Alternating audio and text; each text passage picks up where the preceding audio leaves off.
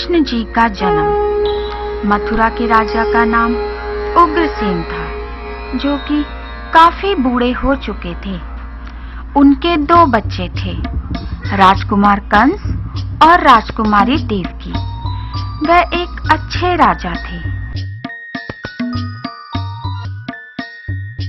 लेकिन उनका पुत्र कंस एक निर्दयी आदमी था। अब राजकुमारी देवकी शादी योग्य थी और इसलिए उनकी शादी एक अच्छे इंसान वासुदेव के साथ की गई। कंस को देवकी का भाई होने के रिश्ते से देवकी की पालकी को लेकर जाना था। जब कंस देवकी की पालकी को मंडप से बाहर लाया तो एक आकाशवाणी हुई। उस वाणी ने उसे बताया कि देवकी का 8वां पुत्र उसकी मौत का जिम्मेदार होगा। कंस अंधविश्वासी था। उसने इस बात को गंभीरता से लिया। वह उसी समय देवकी को मारना चाहता था। उसने सोचा कि जब देवकी ही नहीं होगी तो 8वां पुत्र कहां से आएगा।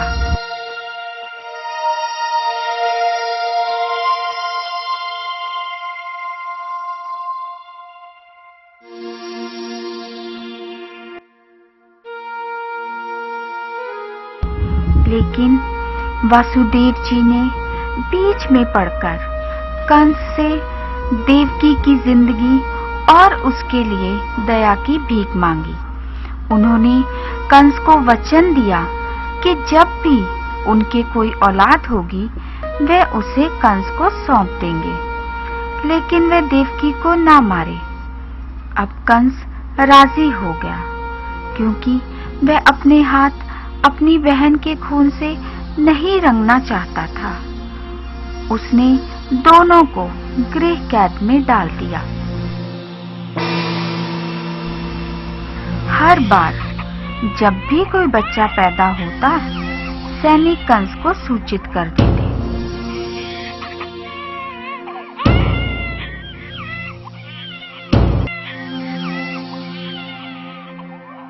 वह आता और हर बार बच्चे को मार देता। देवकी और वासुदेव के 6 बच्चे इसी तरह मारे गए। माता पिता की दशा बहुत दयनीय थी। 7वां बच्चा रात में पैदा हुआ।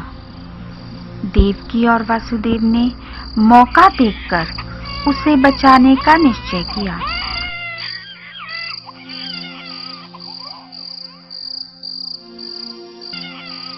सैनिक सो चुके थे, इसलिए वासुदेव जी बिना किसी खतरे के बाहर आ गए। वे गोकुल गए और बच्चे को अपनी दूसरी पत्नी रोहिणी के पास छोड़ आए।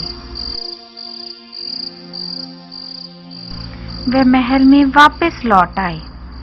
सुबह उन्होंने कंस को संदेश भेजा। उन्होंने उसे सूचित किया कि बच्चा मरा हुआ पैदा हुआ था। कंस ये सुनकर बहुत खुश हुआ। वह जानता था कि अगला बच्चा उसकी मौत का जिम्मेदार होगा। वह 8वें बच्चे के जन्म का मौका नहीं चाहता था, इसलिए उसने वासुदेव और देवकी को कारागार में डाल दिया। 8वां बच्चा पैदा हुआ। यह श्रावण महीने की 8वीं रात थी। उस रात बहुत तेज बरसात हो रही थी। ऐसा लग रहा था कि मानो देवता स्वयं उस नवजात शिशु का स्वागत कर रहे हैं।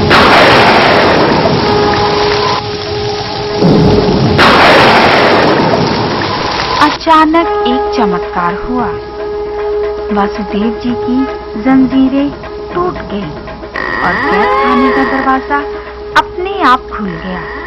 वासुदेव ने देखा कि सब चौकीदार सो चुके थे। उन्होंने बच्चे को बचाने का निश्चय किया और उसे अपने मित्र नंद के महल में, जो कि गोकुल में था, छोड़ने का फैसला किया। वासुदेव जी ने बच्चे को उठाया। उन्होंने बच्चे को टोकरी में रखा। तब उन्होंने टोकरी को अपने सिर पर उठाया।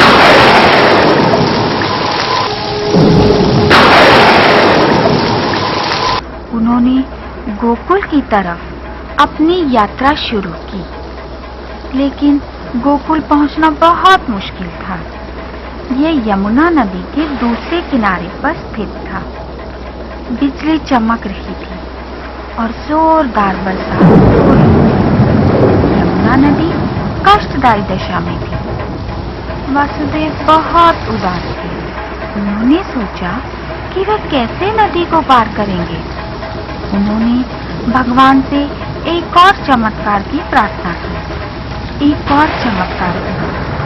यमुना का पानी 2 हिस्सों में बंट गया और उनके जाने के लिए रास्ता बन गया। वासुदेव जी ने आसानी से यमुना नदी पार की। अब वे आसानी से गोकुल पहुंच गए।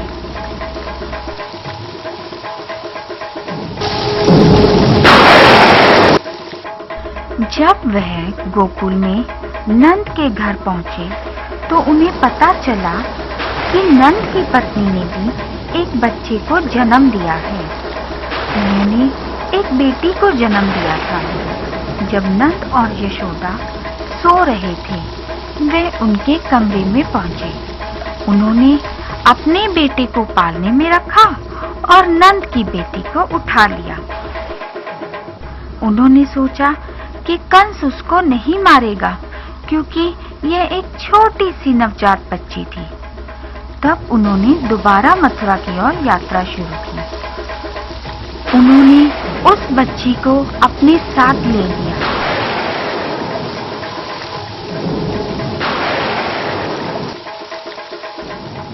जैसे ही वे कारागार पहुंचे, कारागार के दरवाजे अपने आप बंद होने लगे।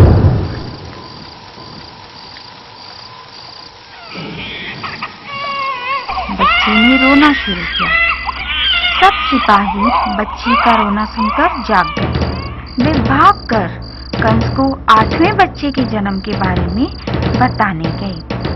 ये सुनकर कंस कारागार की तरफ भागा। उसने बच्ची को उठाया और जमीन की तरफ पटकने लगा। वासुदेव ने कंस से बच्ची को ना मारने की प्रार्थना की। उन्होंने कहा कि यह एक लड़की है और लड़की उसे कोई हानि नहीं पहुंचा सकती। लेकिन कंस ने एक न सुनी। उसने बच्ची को फर्श पर पटका। जैसे ही बच्ची फर्श को छूने लगी, वह एकदम से ऊपर उड़ गई। उसने कंस को बताया कि उसे मारने वाला पैदा हो चुका है और वह इस समय गोकुल में रह रहा है। तब वह गायब हो गई। सब ये देखकर बहुत हैरान थे।